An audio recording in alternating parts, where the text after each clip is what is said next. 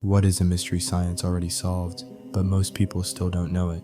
Story 1. The Pioneer anomaly is the fact that the Pioneer probe is just a teensy tiny bit slower than it should be, and since it is far in outer space, it was hypothesized that some new physics were responsible. Exciting stuff, until someone really carefully looked at the heat the battery was giving off, and it turns out it accounts for exactly the missing velocity. Story 2. Spontaneous human combustion. Somebody who lives alone drinking alcohol, has a stroke or heart attack, falls down and a cigarette ignites a fire, and their clothing and body fat cause a wick effect similar to a candle. There is a fire that is long burning and localized. The lower legs are often unburned as they don't contain much fat. Experiments with pig carcasses have verified it. This made my day. My mom is a bit of a strange one, so I watched a lot of shows about spontaneous human combustion and was terrified it happened to me.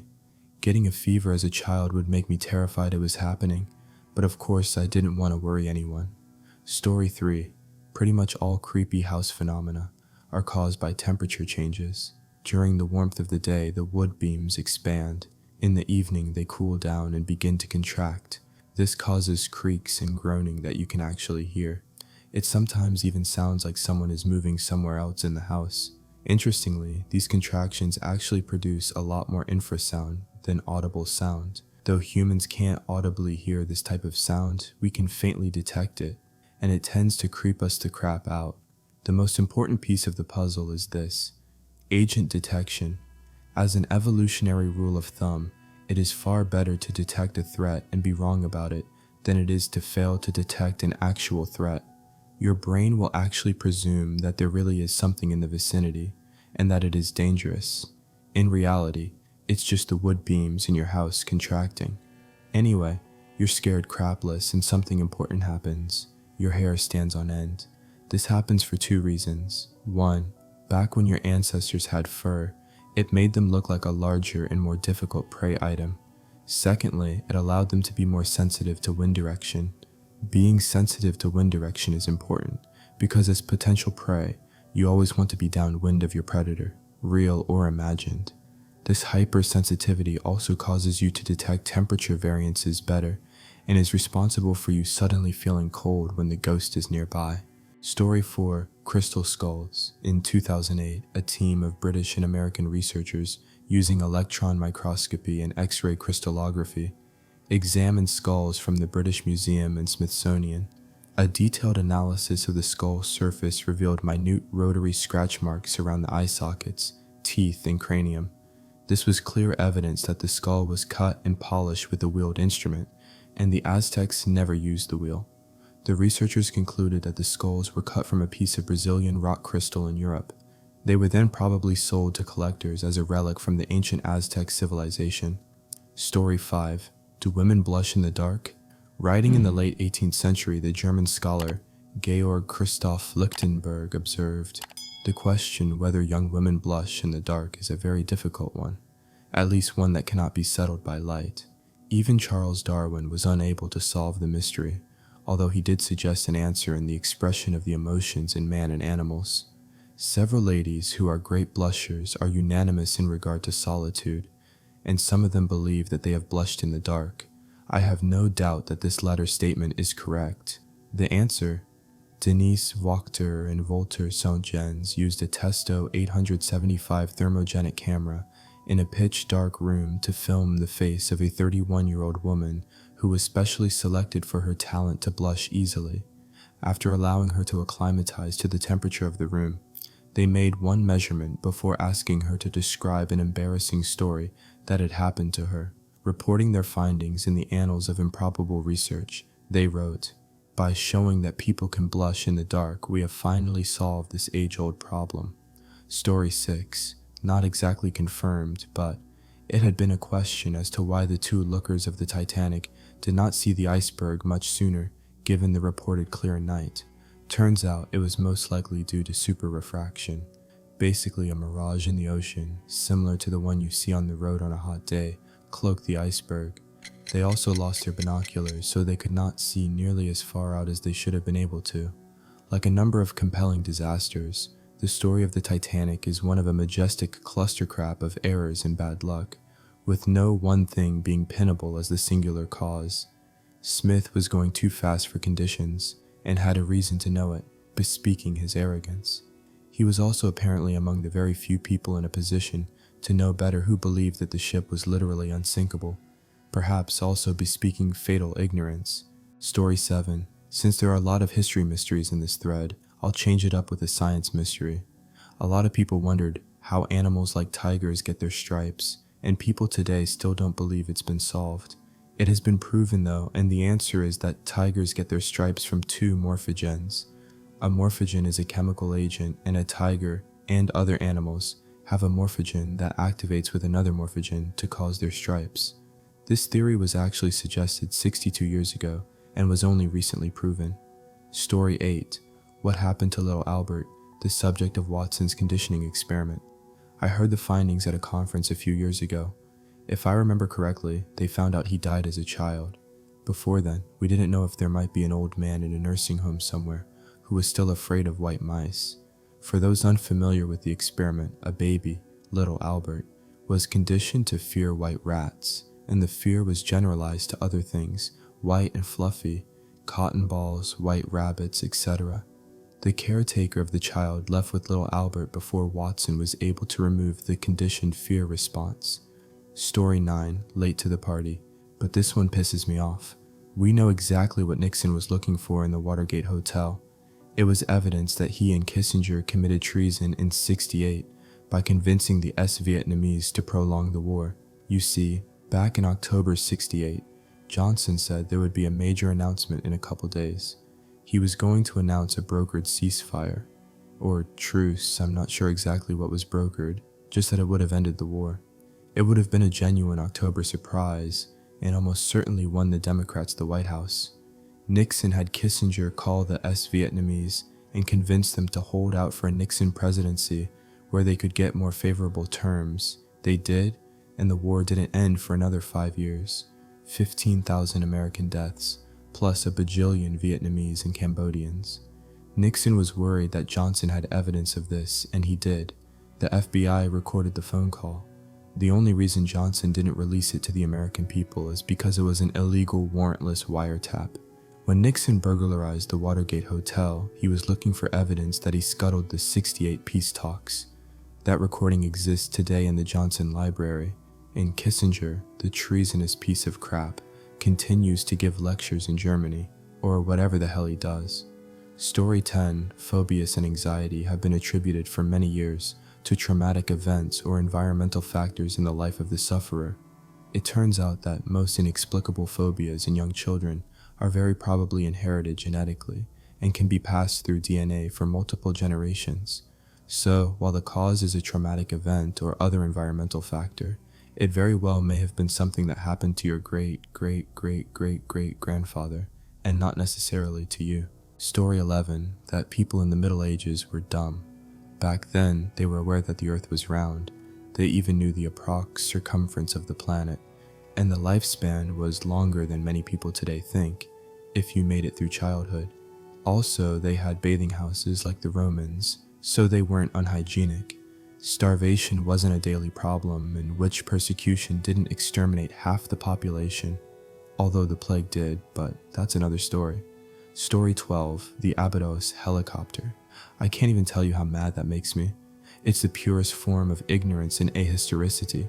Do these paranormal jackasses think that hieroglyphs have anything mysterious about them? What? Like they haven't been deciphered for 200 years? The fact that that's the only instance ever of that supposed helicopter hieroglyph doesn't tell them something? There were about 800 signs in use in this period of Egyptian history. Believe me, they kept repeating themselves. It's a perfectly legible language, and where exactly is even one artifact of this supposed ancient helicopter building civilized? Okay, time to stop.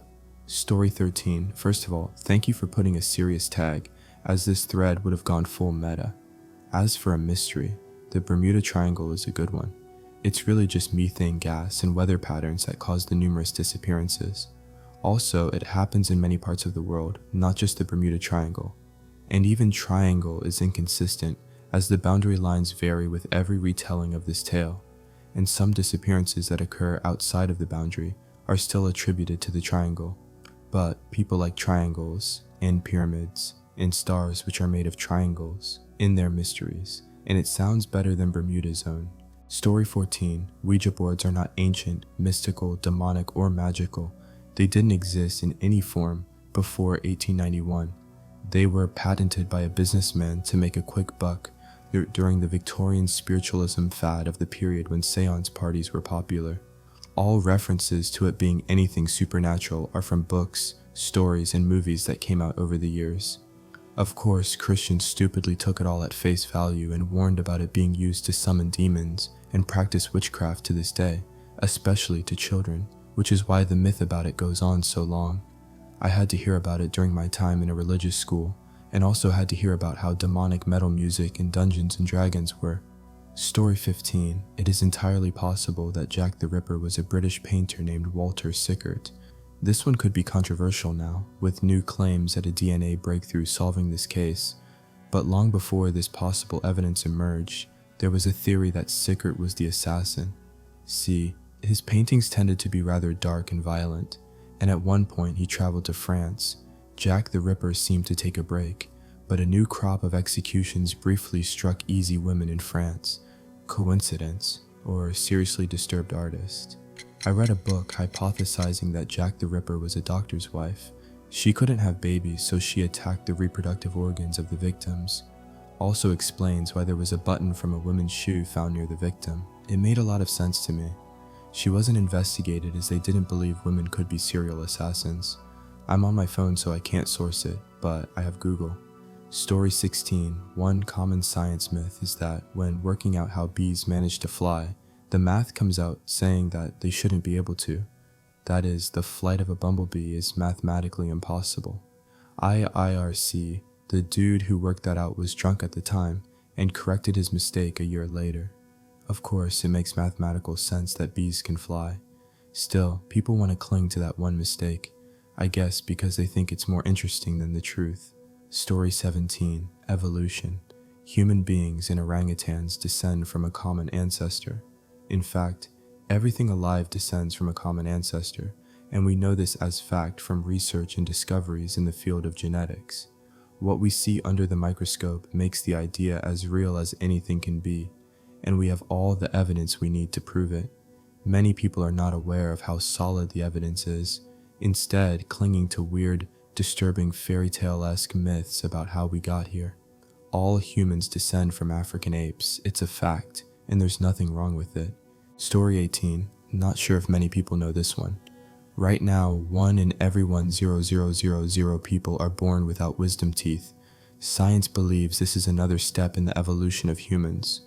Back in cavemen times, they had bigger, longer jaws, so more teeth were necessary. But as we've evolved, our jaws have become smaller and less square-shaped. That's why people have to have them removed. We don't need them anymore.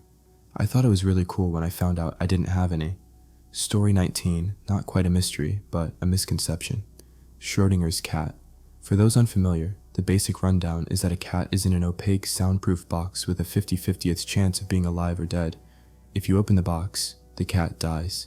However, as long as the box is unopened, the cat is assumed to be both alive and dead, since it's unobserved. A lot of people assume this to be a metaphor of uncertainty and the observer effect in quantum mechanics. Those people obviously don't understand enough about the subject to be speaking on it.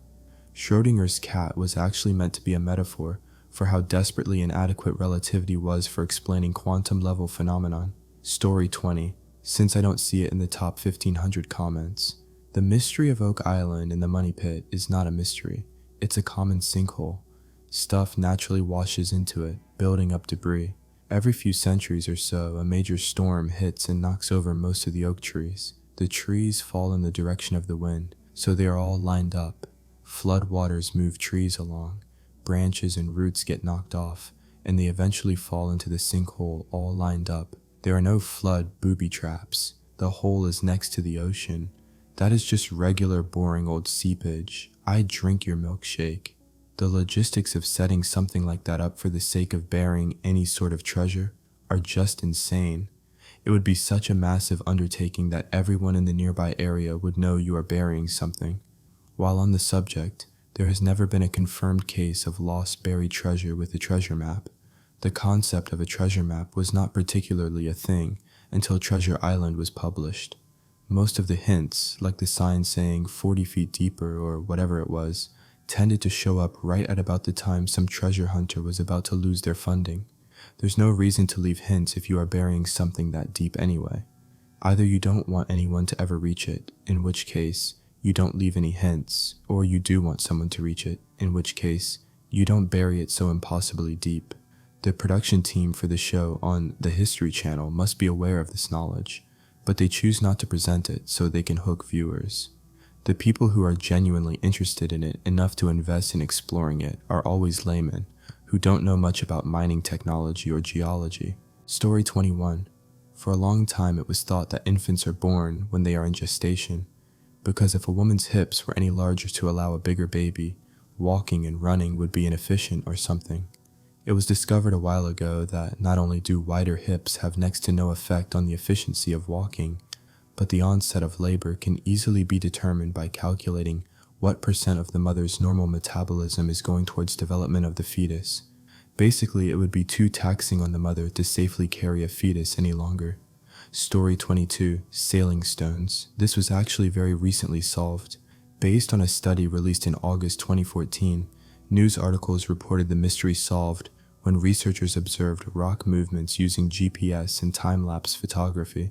They witnessed and documented a rock movement on December 20th, 2013 that involved more than 60 rocks, with some rocks moving up to 224 meters between December 2013 and January 2014 in multiple movie events. The study contradicted earlier hypotheses of winds or thick ice floating rocks off the surface. Instead, rocks move when large ice sheets just a few millimeters thick start to melt during periods of light wind. These thin floating ice panels push rocks up to 5 meters per minute. Story 23, the bloop. For years science was baffled, not having a good explanation. Some supposed it may be an as of yet undiscovered creature, but the magnitude of the sound itself was such that if it were produced by an animal, it would be larger than even a blue whale by a wide margin. A few years back we recorded the sound again along with solid seismological data. Turns out the famous bloop was the sound of a large piece of the Antarctic ice shelf cracking and falling into the ocean. Story 24, The Search for Cracks, aka Crackmaster. The lost Sesame Street short that scared many children in the 70s. For most of the 2000s, this short only seemed to exist in the collective subconscious of the kids who saw it and remained scarred as adults by it. No trace of it could seemingly be found for years. Around 2008, someone involved in the search for cracks received a mysterious email containing a video of the short, along with the explicit instructions to not release the file to the public. Later, in 2012, the head admin of the Lost Media Wiki received a similar email, but this one came without any specific instructions. He uploaded the short to YouTube immediately after, ending the long hunt. People are still working on finding out which people were responsible for Crack's creation. So far, they've managed to track down the woman who narrated the short, but have been unable to turn up any leads. Story 25.